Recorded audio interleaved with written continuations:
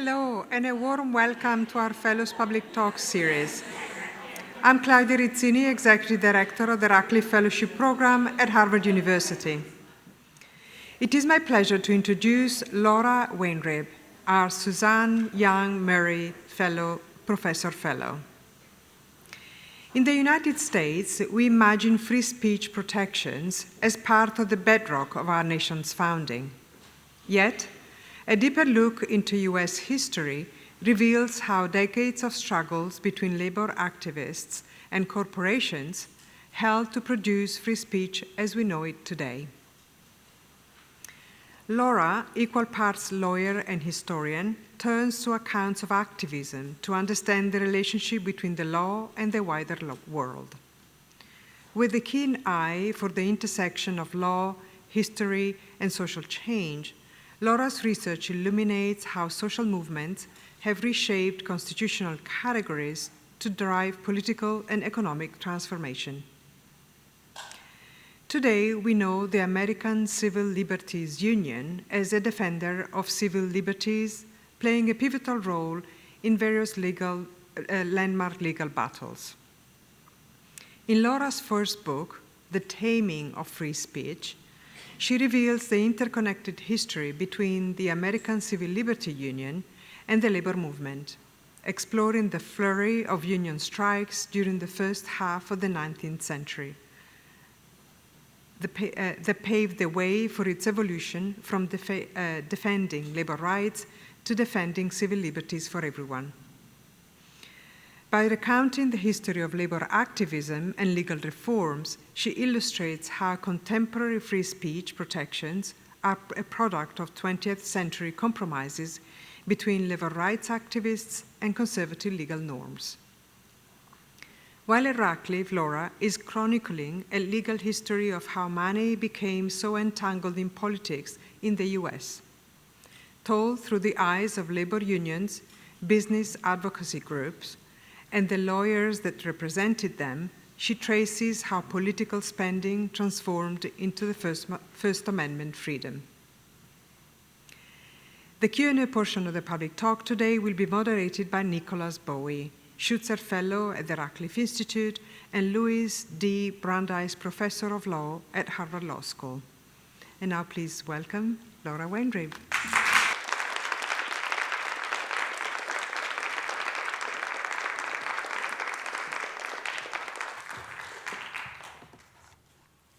Thank you, Claudia, for that generous introduction and for everything you do to make this fellowship program possible and to enrich our work. I want to express my deep gratitude to all the incredible staff here at Radcliffe who make this such a remarkable place and do so much to support both our projects and our community. And of course, a huge thank you to my amazing fellows. It has been such an extraordinary privilege to spend this year here at Radcliffe with you. I have learned so much from you all. Your talks have been illuminating and energizing.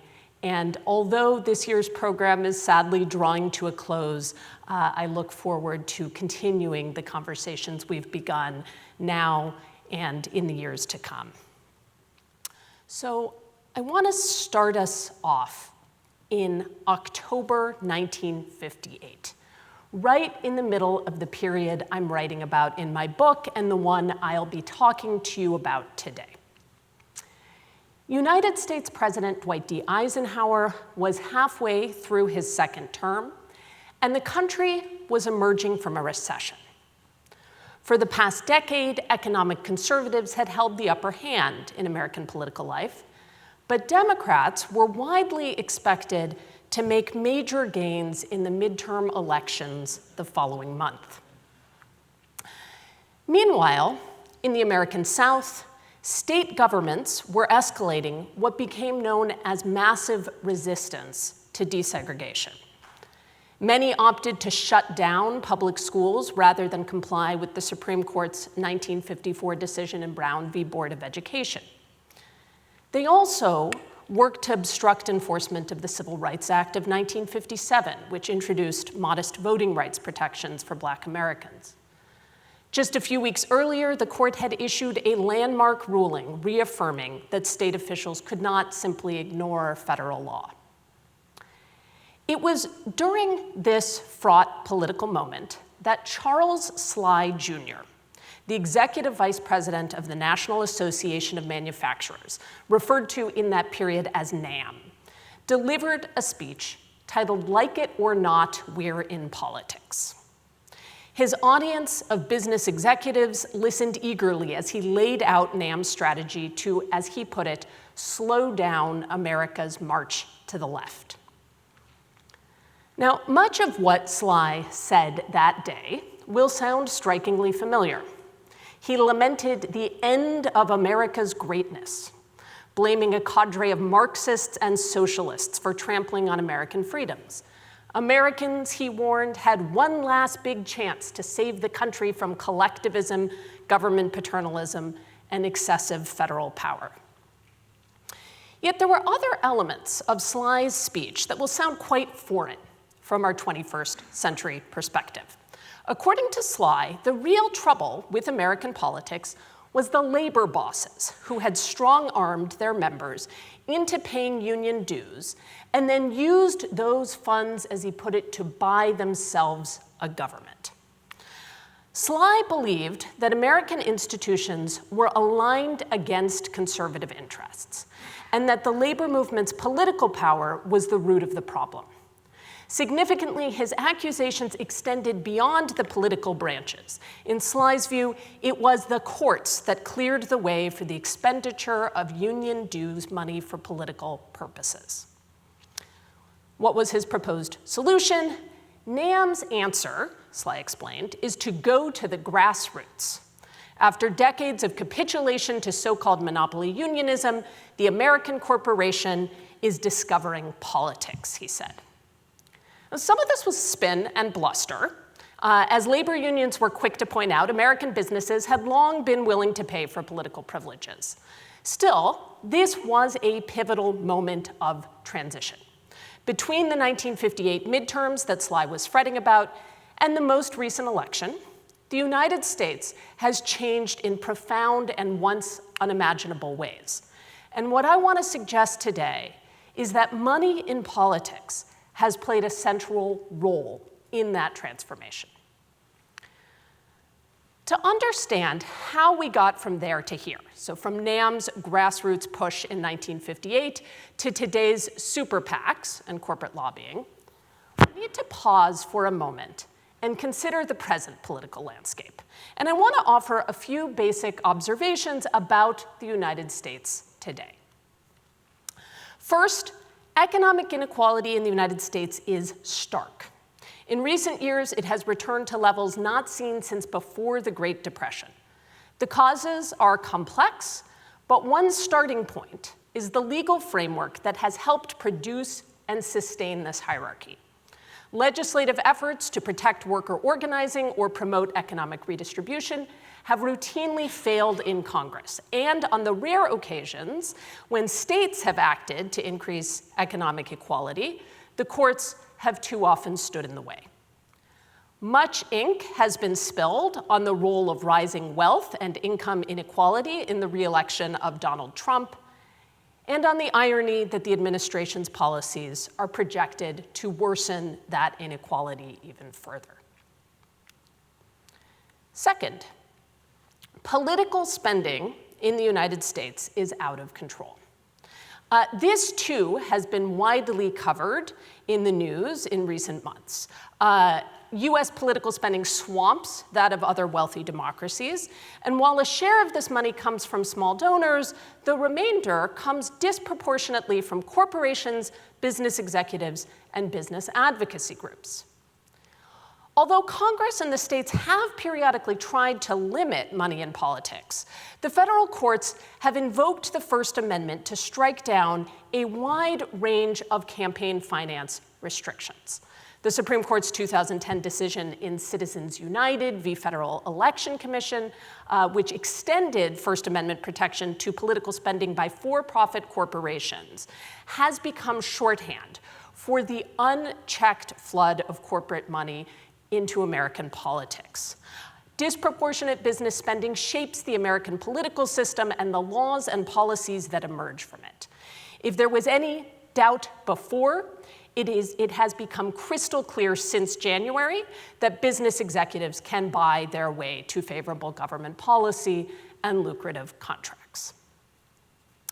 And to many Americans, what's especially concerning about corporate influence in politics is its sheer imbalance.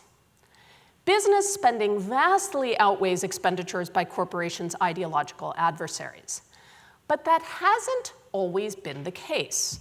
As Charles Sly's speech to business executives reminds us, corporate money once had an effective counterweight, namely union spending. And that union spending mattered. Many scholars have noted that the period of peak union strength in the United States coincided with the height of the Great Compression and the so-called golden age of capitalism. And there's growing consensus that labor played a causal role in reducing inequality. That's largely because collective bargaining raised wages on the shop floor. But union political advocacy was a driver as well.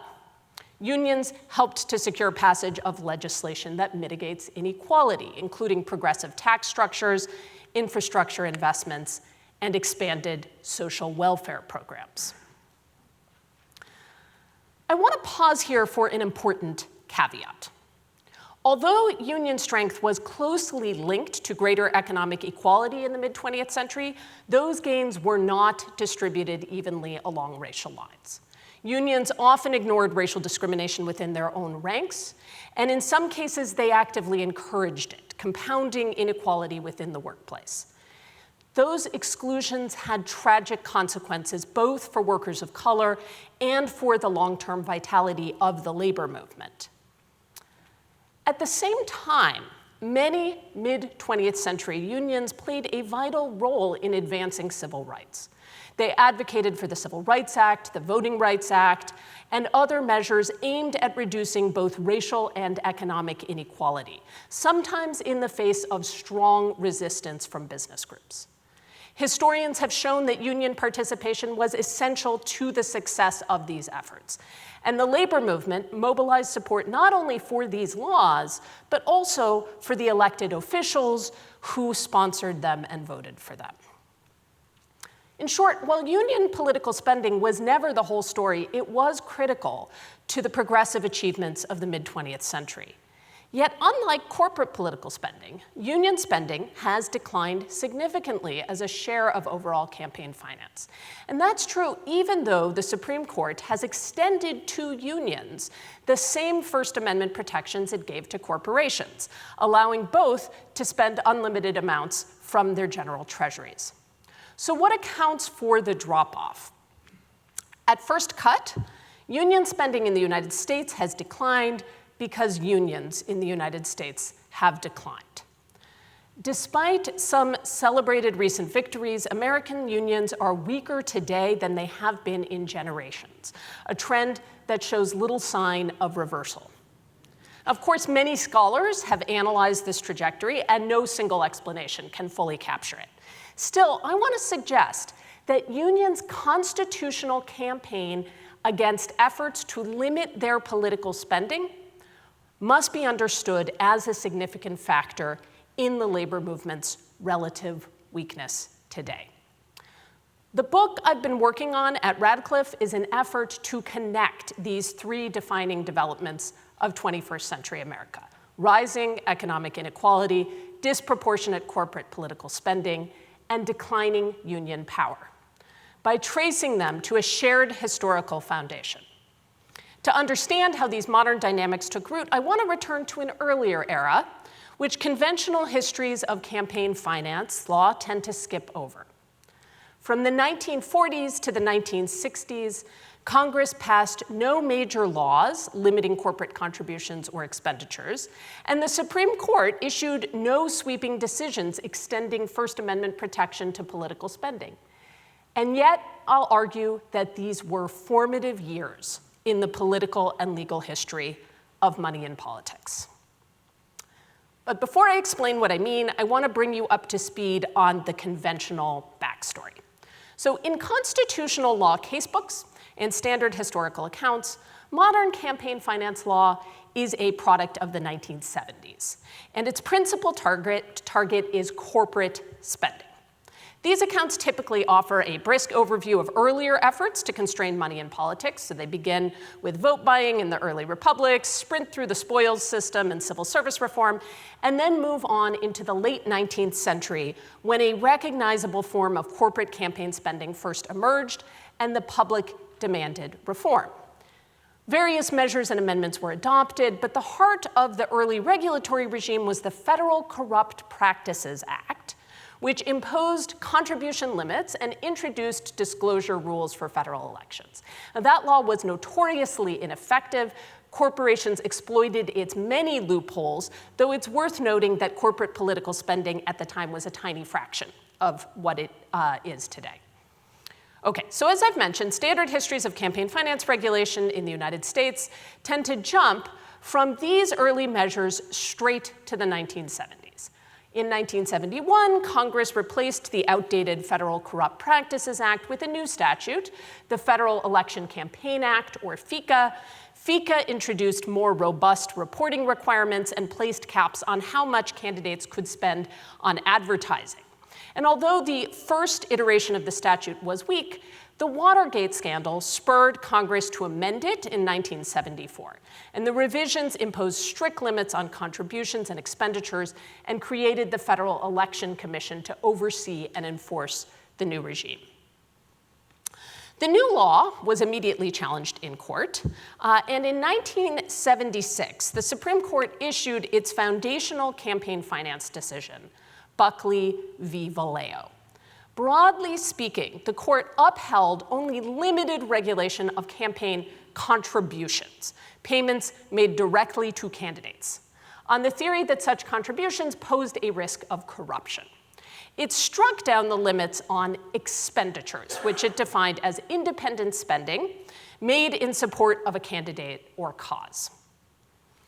In doing so, the court rejected the idea that lawmakers could restrict the speech of some speakers in order to promote a more inclusive or balanced discourse. Ever since Buckley, the court has categorically rejected any arguments that center on equalizing political power or amplifying marginalized voices. Buckley is notable as the first case in which the Supreme Court held that campaign spending is protected speech for the purposes of the First Amendment. The other controversial premise of modern campaign finance doctrine is that corporations are protected speakers. And that story, too, is typically traced to the 1970s. 2 years after Buckley, Supreme Court Justice Lewis Powell Jr. wrote for a 5-justice majority in First National Bank of Boston v. Bellotti. Powell was a vocal defender of what he referred to as the free enterprise system, which he believed was under attack. Shortly before joining the court, in a notorious memorandum that sounded quite a lot like the Charles Sly speech that opened my talk today, Powell urged American corporations to organize and fight.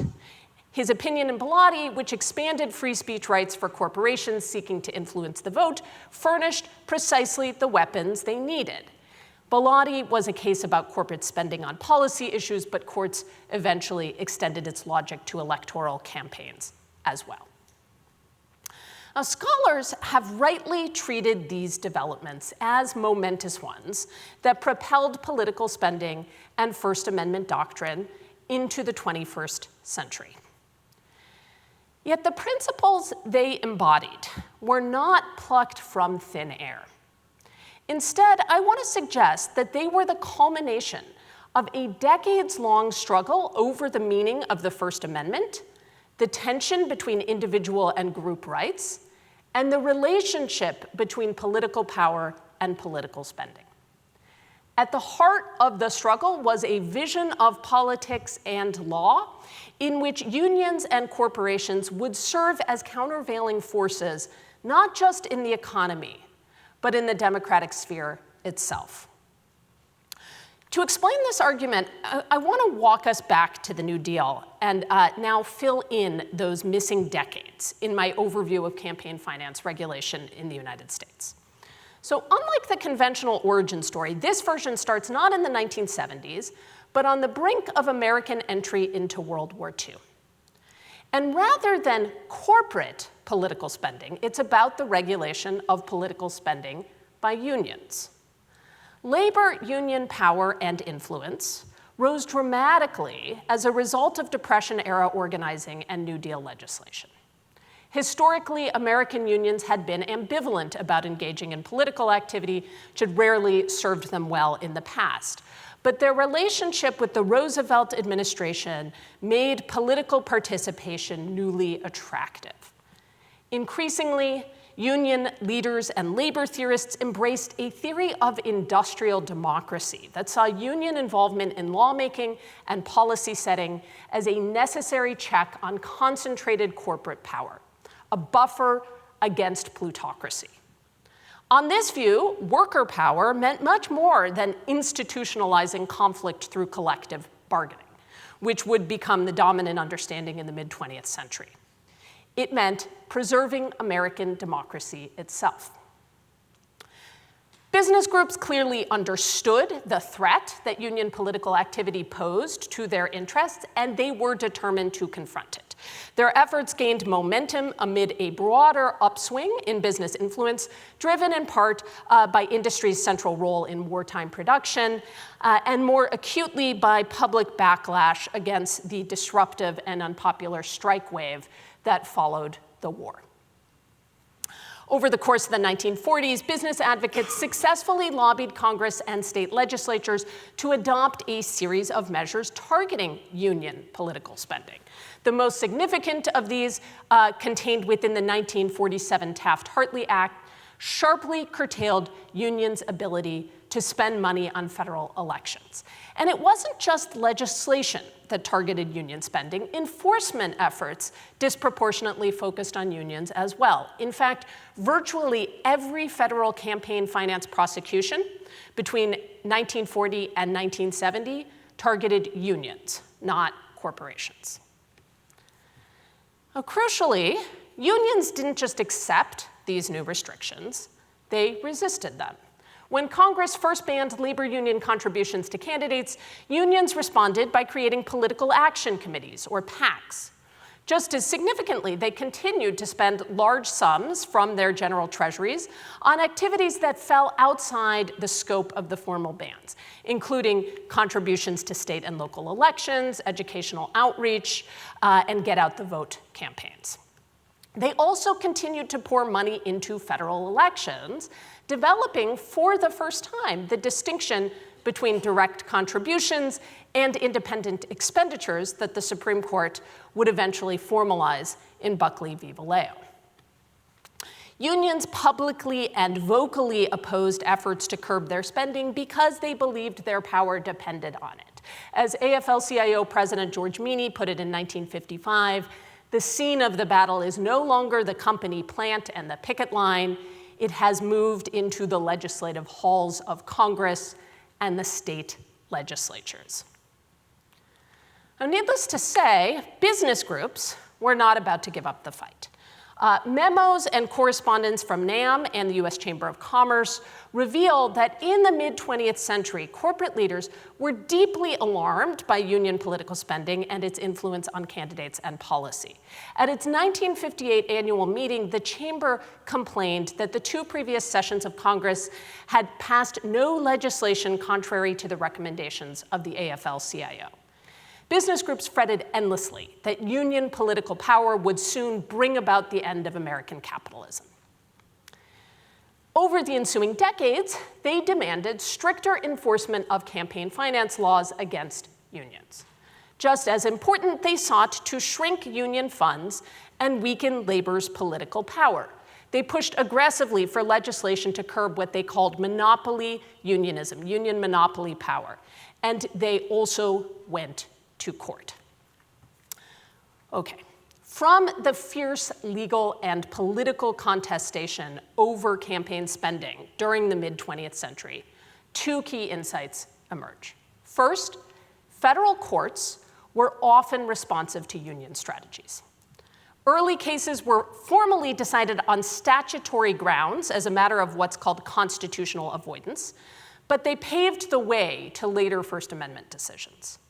Second, even when unions prevailed, the legal logic that protected their spending also laid the groundwork for both the expansion of corporate rights and the erosion of union power. Put simply, it was unions, not corporations, that pioneered the First Amendment arguments against campaign finance regulation in the courts. To be clear, unions didn't invent those arguments out of whole cloth. So in earlier work, I've argued that conservative groups became vocal defenders of the First Amendment in the late 1930s, when the New Deal's constitutional revolution made their older reliance on property rights and substantive due process untenable. Both NAM and the US Chamber of Commerce launched ambitious public relations programs during the late 1930s, linking free speech and free enterprise and defending advertising, anti-union propaganda, and even lobbying on First Amendment grounds. Meanwhile, the labor movement had reluctantly embraced court-centered constitutionalism in the run-up to the New Deal, producing the modern First Amendment in the process. Unions turned to the courts and the Constitution in hopes of securing constitutional protection for the right to picket and strike, and that's a battle that they seem to be winning in the late 1930s, but which they ultimately lost. So this project picks up where that one left off, exploring how labor lawyers in the 1940s, accustomed by this point to making constitutional arguments, pivoted to defending political spending on First Amendment grounds, too. So how did union adversaries respond? By the 1940s, corporations had learned that they could no longer defeat unions by labeling them a threat to private property or managerial authority, as they had successfully done until the New Deal. Strong unions, as a counterweight to employer control in the workplace, had broad public appeal in mid-century America. But what Americans didn't like, then or now, was money in politics. Public resentment of concentrated political influence cut across party lines, whether the spending came from corporations or unions. And that resentment deepened when political money supported causes that contributors themselves opposed. In fact, polling data collected by business advocacy groups consistently found that around 70% of Americans opposed the use of union dues for political purposes. That's a figure that held even among union members. Anti-union advocates seized on this public hostility. They retooled their old preference for voluntary unionism as an objection to political rather than economic coercion. The prohibition against labor unions using their members' dues for political purposes, they argued, is exactly the same as the prohibition against a corporation using its stockholders' money for political purposes in violation of the wishes of its stockholders. For decades, labor leaders had argued in legal briefs and in public debate that unions and corporations were fundamentally different, that unions were democratic institutions essential to securing the civil rights of their members. By instead framing corporations and unions as equivalent and opposing economic actors, business groups could deflect allegations of anti-union bias and recast the debate as one about fairness and individual choice. And these arguments gained broad political traction, helping anti-union legislators enact sweeping limits on union security agreements and concerted activity in the 1947 Taft-Hartley Act. Taft-Hartley fundamentally reshaped American labor relations, banning closed shops, authorizing so-called right-to-work laws, and introducing a host of other provisions designed to weaken union power. Now, outraged unions saw Taft-Hartley's campaign finance restrictions as the statute's sinister masterstroke. By blocking union political expenditures, anti-labor lawmakers had managed not only to pass what unions called the slave labor law, but also to prevent those same unions from mobilizing a political campaign for its repeal. In explaining his soon-to-be overridden veto of the bill, President Truman echoed labor's concerns, denouncing the campaign finance provision as a dangerous intrusion on free speech. But union opponents doubled down on their approach, arguing that it was union members, not unions, whose speech rights were being violated. And they attracted widespread support in southern states by linking that argument to defenses of Jim Crow. For example, during congressional debate over amending the Railway Labor Act to authorize union shops, one Alabama congressman entered into the record a letter from a union member who complained that union leaders were collecting dues to promote, as he put it, civil rights programs of the North and East variety. And although that union shop provision passed, business groups invoked similar tropes to pass right-to-work laws in almost 20 states. And nor were their successes confined to the South. By railing against political coercion, they fueled ambivalence and sometimes outright opposition, even in labor's traditional strongholds. Over time, labor's political spending became so polarizing that many union members soured on both their unions and the Democratic Party. In case you can't read that 1956 headline, it says, "Labor's swing to the GOP seen as significant trend, political use of dues is hit." To give you a sense of how this strategy played out in practice, let me quote from a 1956 address by the president of NAM, speech that was typical of the time. He began, "Before I am accused of union busting, I want to make NAM's position unmistakably clear. NAM believes that employees should have the right to join or not to join a union and to bargain collectively through representatives of their choosing." Goes on to say, "But NAM also believes that the Corrupt Practices Act, which relates to the use of organizational funds for political purposes, should be applicable to labor unions as well as corporations." In short, businesses were prepared to accept unions at the bargaining table as long as they stayed out of politics. What this speech makes clear was that NAM's real objection wasn't to collective bargaining itself. It was to labor's attempt to shape the baseline conditions and background allocation of power against which bargaining occurred. The address continued with a final warning: "We do not believe union leaders should be permitted to use union funds and union organizations for partisan political purposes when many members wish to support some other party or candidate." Predictably, business advocates raised the same objection to coerced political activity in court that they had aired in public debate. But perhaps more surprisingly, anti-union lawyers initially deployed those objections not to defend corporations' First Amendment claims, but to defeat the First Amendment claims of unions. Simply put, when unions claimed a constitutional right to spend their funds on political advocacy, their adversaries invoked the alleged unfairness of compelled support as a sufficiently strong government interest to justify regulation. It bears emphasis that the First Amendment arguments that unions advanced in defense of political spending during the mid-20th century were an awkward fit for the American constitutional tradition. As I noted earlier, business groups had been invoking free speech claims for decades, but always as expressions of individual rights. By contrast, when unions first challenged campaign finance laws on First Amendment grounds, they were advancing a group rights theory of the First Amendment. Rooted in a radical theory of industrial democracy, they insisted that free speech, like meaningful bargaining, required true worker power, and that the effective exercise of collective power superseded the particular interests of individual dissenters.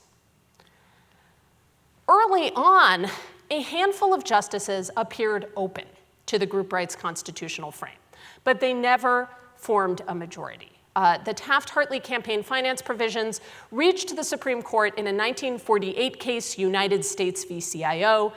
In a concurring opinion, Justice Wiley Rutledge rejected the argument that these provisions were intended to protect dissenting union members. He saw that justification as thin cover for Congress's true purpose, namely to exclude unions from politics altogether. For Rutledge, unions were inherently democratic institutions governed by internal elections and majority rule, which offered their own safeguards for minority voices. So he wrote, under the section as construed, the accepted principle of majority rule, which has become a bulwark, indeed, perhaps the leading characteristic of collective activities, is rejected in favor of atomized individual rule and action in matters of political advocacy. But Justice Rutledge died the following year, and with him, it seems, died the court's flicker of sympathy for unions' group rights theory of the First Amendment. Now, let me be clear, the courts did not reject unions' arguments outright, as they had before the New Deal. In United States v. CIO, a majority of justices narrowed the reach of the campaign finance provisions through creative statutory interpretation, preserving some space for union political spending. And they adhered to that position in subsequent campaign finance cases. What they were seeking, though, was industrial and political pluralism, not industrial democracy. Industrial and social stability, not fundamental change. That is, the justices saw the campaign finance cases as a way of containing and institutionalizing both political and industrial conflict, effectively freezing the status quo. Meanwhile, business groups were developing a different kind of strategy, one aimed at transforming the political autonomy of anti-union workers into a First Amendment right of its own. Organizations like NAM, the Chamber of Commerce, and eventually the National Right to Work Foundation quickly understood that courts were more anxious about unions' power over their own members than they were about unions' political representation in the public sphere. And they built a litigation strategy on the argument that union political spending could only be constitutionally protected if it rested on a purely voluntary foundation. That's a position they've been advocating ever since. That strategy was more effective than contemporaries understood. So to take the Railway Labor Act, which, as I mentioned earlier, was amended in 1951 to authorize union shops, meaning that all employees could be required to pay dues. A decade later, in Machinists v. Street, the Supreme Court upheld that arrangement.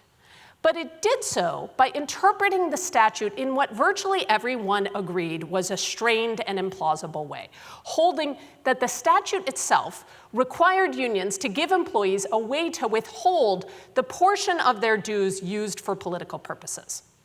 And scholars typically describe Street as a modest concession to dissenting workers that left intact the more important principle that unions could use mandatory dues to support collective bargaining. But when viewed alongside the political spending cases, the real stakes of the union security cases come into focus. If unions had a quasi-constitutional right to aggregate member funds for the purposes of political spending, then surely non-consenting employees had a quasi-constitutional right not to contribute those funds in the first place. Confronted with the possibility that the mandatory dues of segregationist union members might help to finance civil rights causes, it was all too easy for the majority to conclude that unions may not, quote, exact money to support the political activities in which they engage. Now, Justice Felix Frankfurter, a one-time critic of the labor injunction, who, despite his increasingly conservative jurisprudence, continued to believe that collective bargaining was vital both to a robust economy and to a functioning political democracy, Frankfurter issued an impassioned dissent in Street.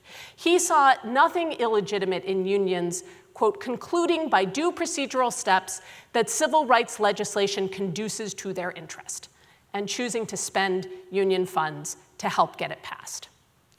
But Frankfurter's dissent in Street attracted only one of his colleagues. By contrast, just a few years earlier, he had assembled a majority for his opinion in Teamsters Union v. Vote, which stripped labor picketing of the First Amendment protection it had gained during the late New Deal. According to Frankfurter, picketing designed to coerce an employer to put pressure on his employees to join the union undermined free choice. Regulating such picketing, he said, did not violate the Constitution. So for Frankfurter, the First Amendment didn't prohibit collective union power, but it didn't protect it either. These were matters best left, in his view, to legislators and local actors. Whenever possible, he preferred to avoid the constitutional question entirely. Conversely, those justices who were most inclined to grant First Amendment protection to union activity were also the most concerned for the constitutional rights of anti-union dissenters. Over time, the two prongs of business groups' assault on union political spending, campaign finance regulation and compelled speech litigation, became entangled in unexpected ways. As anti-labor forces used the First Amendment to challenge union security, the union's own reliance on the First Amendment to defend political activity became their Achilles heel. Increasingly, unions sought to frame all their activity, picketing, boycotts, campaign spending, as protected political expression. But by casting their activity in expressive and associational terms, they also elevated the right of potential dissenters. The more unions claimed speech protection, the more plausible it became to argue that non-members had a right to opt out on the very same constitutional grounds.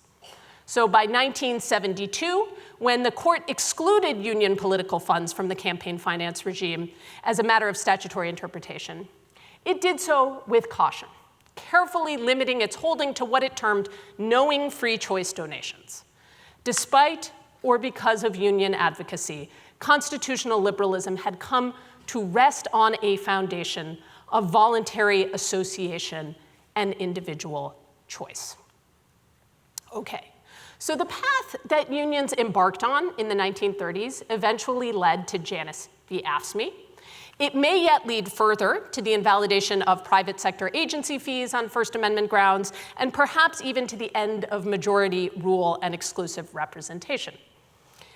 As for Citizens United, it's a grim irony that the court finally recognized unions' right to engage in unrestricted political spending, just as unions had become too weak to make meaningful use of it.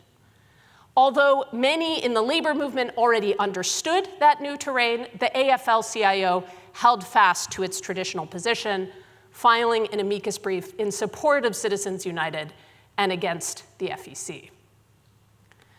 When mid-century labor advocates defended their political spending under the First Amendment, they believed that First Amendment neutrality could yield meaningful contestation in the realm of electoral politics, just as they believed that state neutrality in labor relations could yield meaningful bargaining between unions and employer.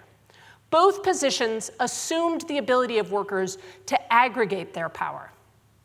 But if labor's position on campaign spending remained consistent from the 1950s onward, the premises on which it rested had radically shifted. Over time, unions lost the right to negotiate closed shops, to engage in prolonged recognitional picketing, to organize secondary strikes, to fine non-members for crossing picket lines.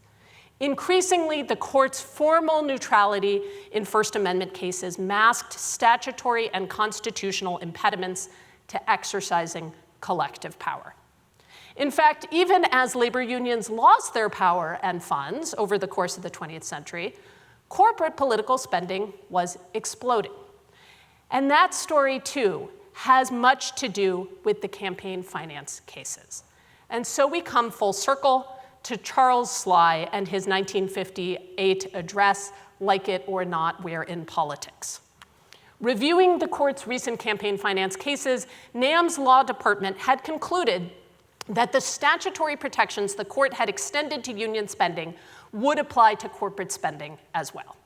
Under the statute, it reasoned, what is sauce for the goose is sauce for the gander.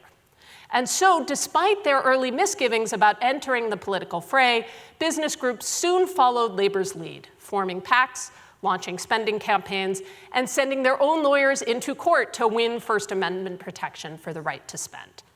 The Wall Street Journal reported that the fear of labor unions' growing influence in government was by far the most potent force behind this political mobilization. Increasingly, business leaders organized programs to showcase pro-business speakers and held pro-business rallies to motivate voters and influence elections. Within just a few decades, business advocates were vastly outspending the labor movement in the political arena. All right, so looking ahead from our current crisis of American democracy, I begin from the premise that reviving union power is critical to reversing the economic inequality that plagues the United States today, and that the dominance of corporate money in politics is not only deepening that inequality, but also eroding the very institutions and movements like unions that might stand in its way. I'm a historian, and this book is at its core a historical project. Still, now more than ever, I believe it's essential to remember that the way things are today is not the way they've always been, nor is it the way they must always be. And it's my hope that by recovering an earlier vision of labor power, not just as a tool for bargaining, but as a force for democratic renewal, we might begin to chart a path forward.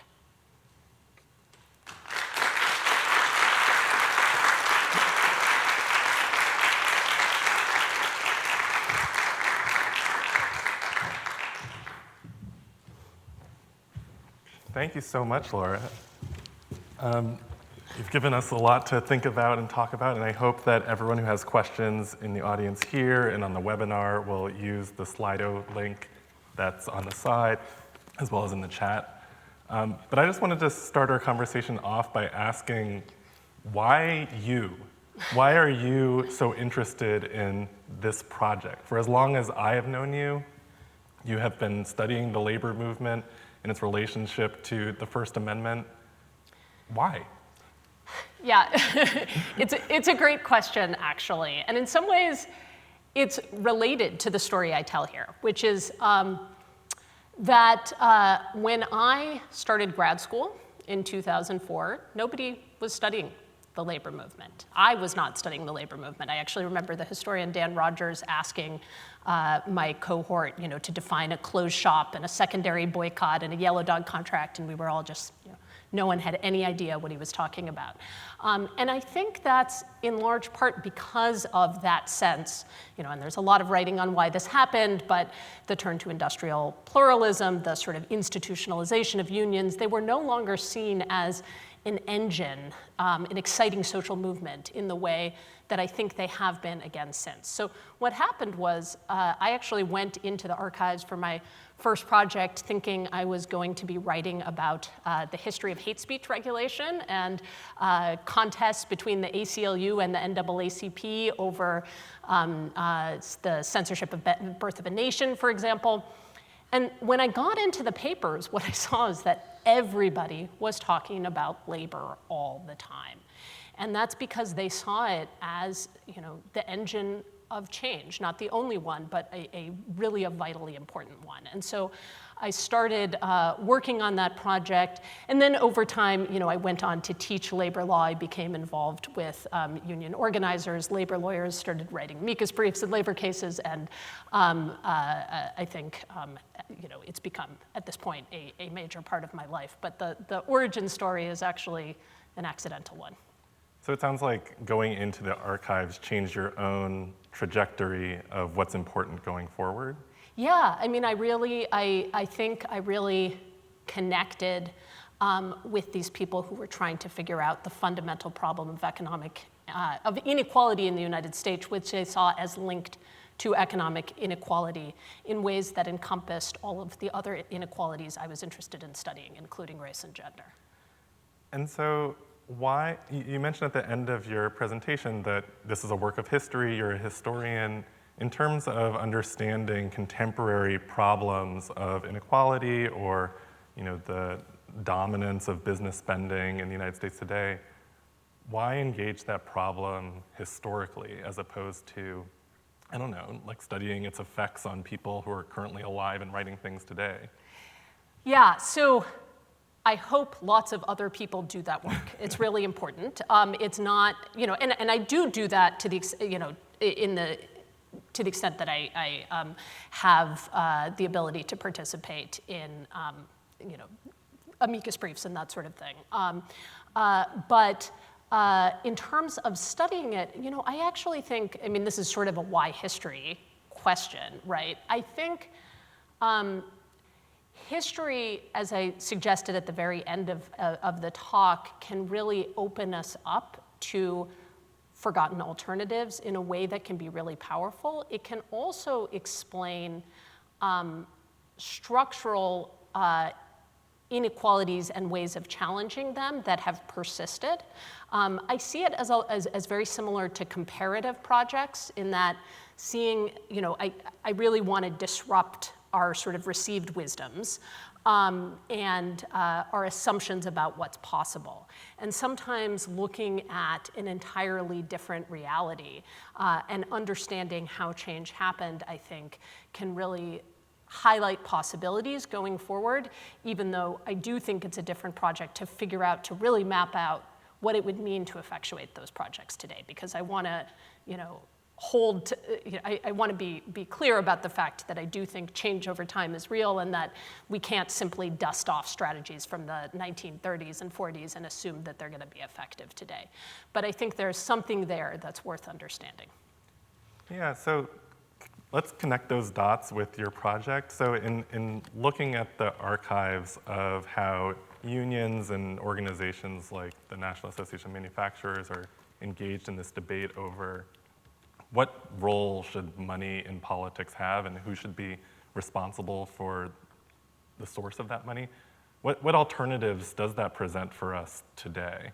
When looking at that kind of upside down world in which political action committees are union affiliated and money in politics is like, that's unions.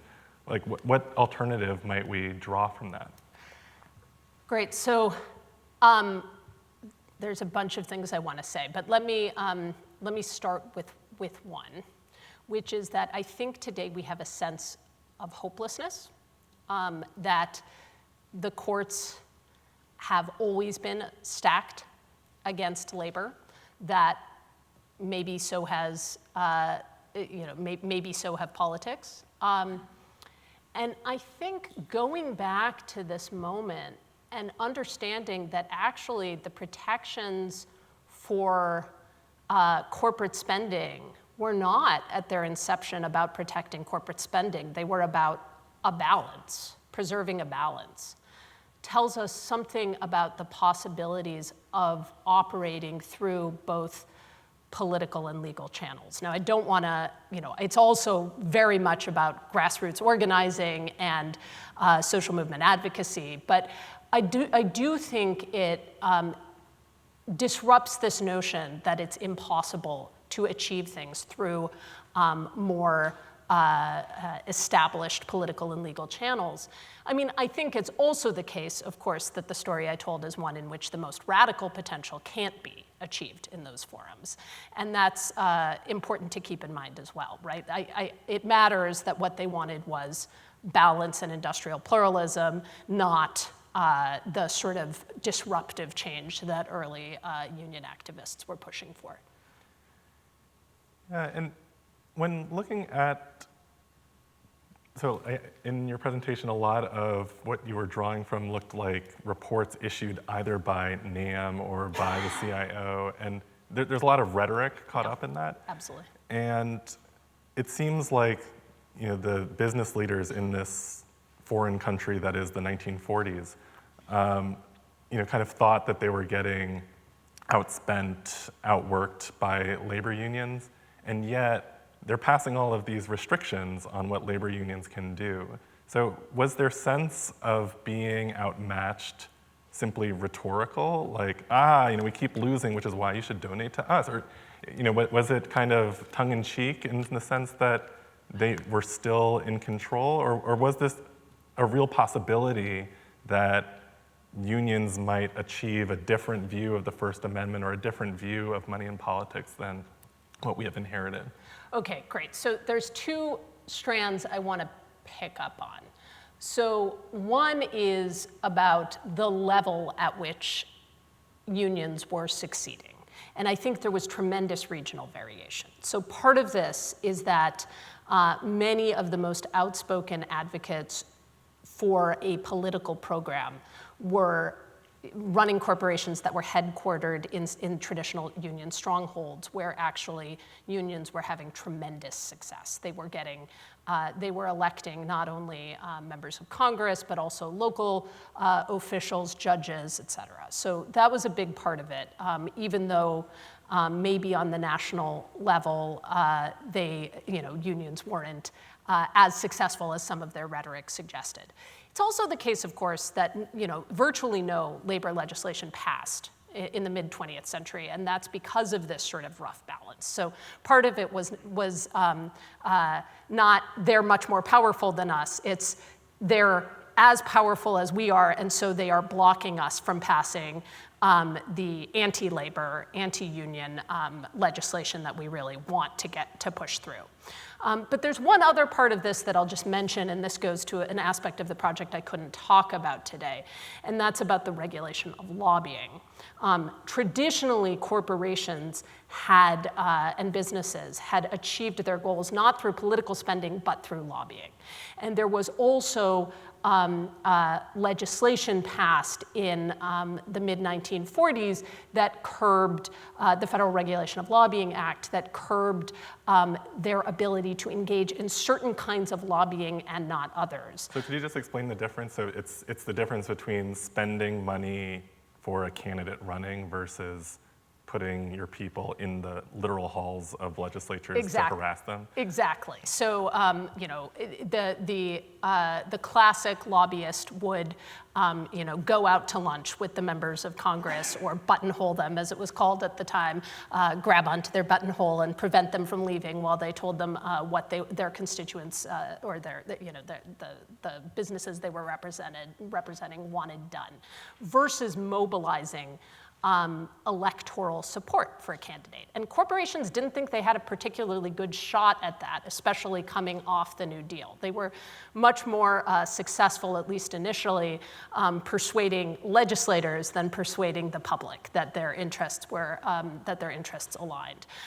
And without going into too much detail, the combination of union and business group litigation around the Federal Regulation of Lobbying Act pushed businesses, did limit the extent to which they could engage in those traditional kinds of influence, and also played a role in pushing them more toward election spending, as did, I guess I won't go down a laundry list of factors, but it's a complicated story that is also tied up with First Amendment litigation.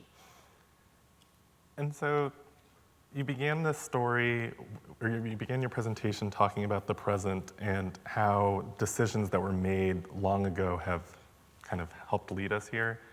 To the extent that the participants in these debates that you're studying had the same foresight that you do as a historian, how might they have acted differently? Yeah, so this is the million-dollar question. It's what I've been asking about much of my work over the years, where I think actually some of them did have the foresight. Some of them anticipated that exactly this would happen. And they nonetheless felt they didn't have a shot because they didn't have a choice, because they felt that the landscape was shifting away from them in ways that they had to reverse. I haven't talked about the fact that labor during this period also found it crucial to work with government as through what we would now think of as sectoral bargaining and other sorts of approaches that they saw as necessary to propping up union power, because they worried that otherwise they would sort of be trampled by business interests, and so that required working with the state as well, and working through the state. So I'm not sure they had, the bottom line is I'm not sure they had a choice. Whether they could have done it, whether they could have pushed for a more strongly in the grassroots for a First Amendment argument that captured some of these sort of group rights impulses and democratic impulses, it's possible. Whether they could have worked more effectively outside the courts and done that at the level of grassroots activism, I mean, that's a question that many labor historians have studied. And there was space, and there were also constraints that they were operating within. So I think there were lost opportunities, but I don't think they would have been that easy for unions to seize. So I would love to continue this conversation, but we are out of time. And unfortunately, that's also the time we have for our fellow presentation series this year. So I want to thank you for your presentation today. And I want to thank the audience for your terrific questions on Slido. Even though Fellows Talks are now over for this academic year, they will continue in the fall with a new series of fellows. But Radcliffe programming will continue during the summer, and you can find out more about future programming and watch videos of past events at radcliffe.harvard.edu. So thank you for joining us today, and have a great rest of your day.